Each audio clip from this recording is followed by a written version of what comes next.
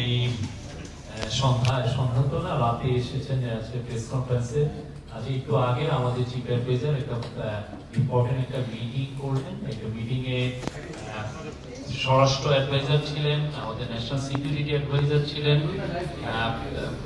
Khodabux Chowdhury special assistant on home affairs উনি ছিলেন, যারা আইন শৃঙ্খলা বাহিনীর প্রধান আইজিপি বাহারুল আলম, কোস্টগার্ডের প্রধান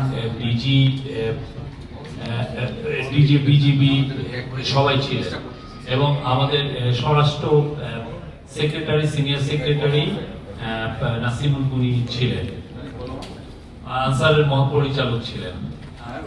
আজকে মিটিং এর মূল ইস্যু ছিল যে স্বরাষ্ট্র মন্ত্রণালয়ের বিষয়ে যে প্রস্তুতি সামনে আমাদের জানেন যে নির্বাচন হবে। নির্বাচনের আমরা দুইটা সম্ভাব্য টাইম জানিয়েছি। একটা হচ্ছে যে স্যার জাতির উদ্দেশ্যে ভোটে জানিয়েছিলেন যে এপ্রিলের প্রথমার্ধে ইলেকশন হবে। পরবর্তীতে আমরা আরো জানিয়েছি যে যদি প্রস্তুতি সম্পূর্ণ হয়, সংস্কার হয়ে যায়, তাহলে সেটা রোজার আগেই ইলেকশন হতে পারে ফেব্রুয়ারিতে। তো এই বিষয়ে নির্বাচনের প্রস্তুতির বিষয়ে আসলে আজকে পুরো প্রায় 2 ঘন্টার মিটিং এ রিভিউ করা হয়েছে, এবং আজকে অনেকগুলো ইম্পর্টেন্ট নির্দেশনা দিয়েছেন চিফ অ্যাডভাইজার। প্রথম নির্দেশনা ছিল যে আইন শৃঙ্খলা বিষয়ক যত প্রস্তুতি নির্বাচনকে ঘিরে সব প্রস্তুতি উনি নিতে বলেছেন বাই ডিসেম্বর।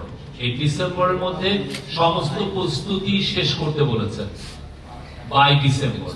এই প্রস্তুতিগুলোর মধ্যে অনেকগুলো বিষয় আছে, যেমন আইন শৃঙ্খলা বাহিনীতে 17,000 নতুন member of security forces like police, BGB, coast guard নেওয়া হচ্ছে এই নির্বাচনকে সামনে রেখে।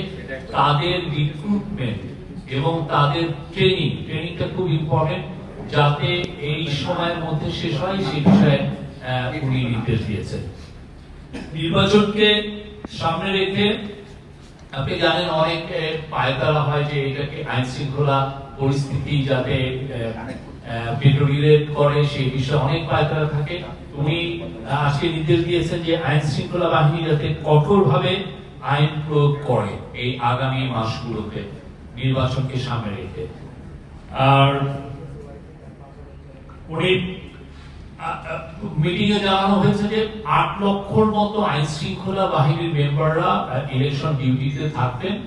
উনি নির্দেশ দিয়েছেন যে এই পুরো 8 লক্ষই যাতে এই ইলেকশনটা কিভাবে হবে আর শান্তিপূর্ণভাবে ইলেকশনটা যাতে হয় সেটার প্রশিক্ষণ তাদেরকে ইনশিওর করার কথা বলেছেন, যে তাদেরকে প্রশিক্ষণ করতে হবে। এই কাজটা করতে হবে ডিসেম্বরের মধ্যে। আর